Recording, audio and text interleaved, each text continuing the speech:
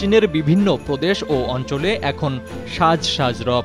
10ই June অনুষ্ঠিত হবে অন্যতম প্রধান লোকজ উৎসব ড্রাগন বোট ফেস্টিভ্যাল। চীনা ভাষায় এর নাম তুয়ান উচিয়ে।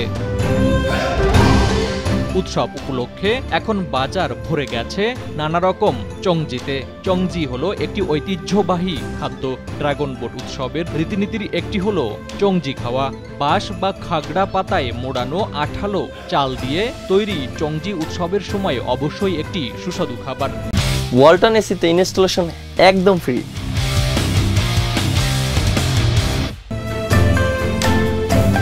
দক্ষিণ পশ্চিম চীনের ইউনান প্রদেশের কুনমিং শহরে বিভিন্ন ধরনের চংজি বিক্রি হচ্ছে।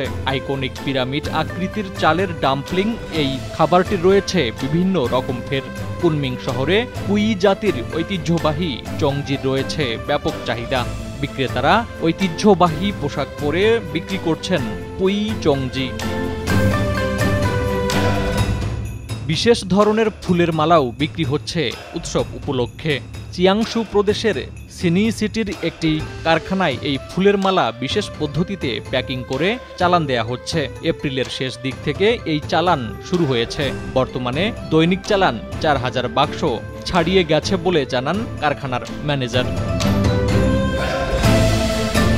পাশাপাশি বিক্রি হচ্ছে ঐতিহ্যবাহী পোশাক, নানা রকম কারুশিল্পজাত সামগ্রী। ফারুক হোসেন, RTV।